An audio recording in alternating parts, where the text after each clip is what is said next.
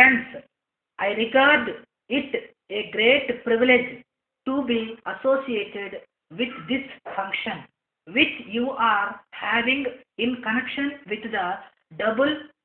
diamond jubilee of the theosophical lodge here. To anyone who is at all acquainted with our history during the last 75 years or more, theosophy connotes not only a system of thought and ideas and a course of individual training and practice, but also the great work even in the political and social fields which has been accomplished by all those who have been associated with this movement from the very beginning. Although I have never belonged to any theosophical society or been a member of any of its lodges, and although I have missed a great opportunity which all those who have had that privilege have enjoyed, I must say that I have not a little been influenced by what I have heard, by what I have read, and by what I have seen, and today I bear witness to the fact that we need in this country nothing more than what has been so well described by the President as spiritual integration.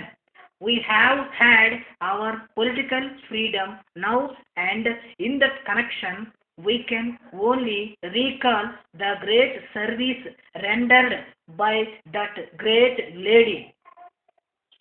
Mistress Annie Saint and her associates. We have achieved freedom now, but the problem of bringing about that kind of synthesis which is required between the material and spiritual, between what we want and what we really need, between our physical and material requirements and our spiritual aspiration remains.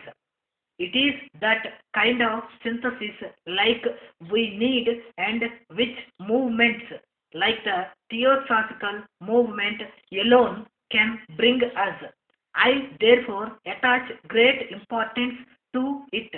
especially in the present conditions when we see all around us the great strides which have been made by science in the material, technical, and physical world. When we see that although mankind has risen very high in these respects, but he has not been able to keep pace with the great attainments in matters spiritual and moral, and the result is a big gap which is in front of those who have marched so far and so fast, and that gap is so big, so deep, that it can devour humanity unless mankind had the good sense and wisdom and foresight to see it and to jump it over. That can be done only by realization of what you teach, what you preach, and what everyone who has the advantage of association with you practices. We need this kind of spiritual realization to be able to see that after all, what matters really is not what can be supplied from within, and thereby to meet the whole needs of the individual. We want that synthesis, we want that knowledge, and unless, as I have said, mankind arises,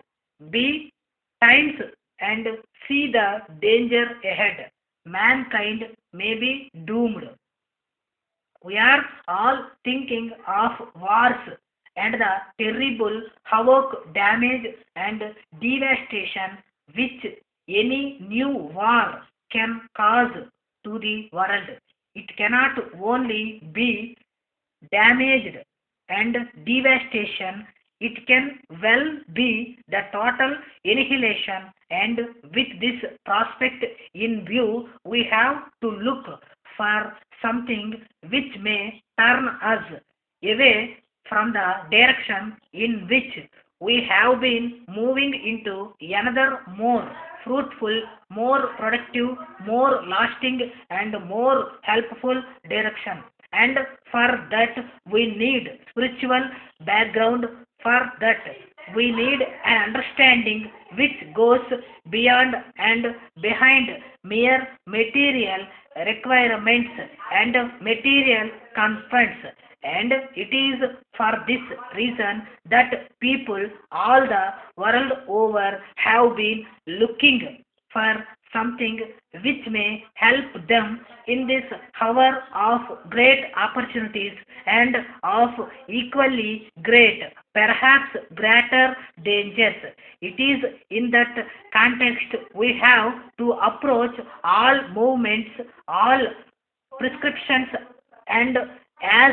one interested generally in our welfare and in the welfare of mankind. I very often wonder if India may not once again give a kind of object lesson to others. In this country, we have got all the faiths, we have got so many languages, and it is in this atmosphere of diversities which may appear to a casual observer to be almost unconquerable that we have to work for a synthesis. And be it said that we have in the past succeeded in evolving that kind of synthesis. It may not have been a synthesis in the political sense or even in the material sense, but we have been able to find the way of ahimsa in the past, and it is only that way that we can really make any progress at all. And if India has, by adopting that course, succeeded in winning freedom, it may as well place before the world the same admirable ideas of value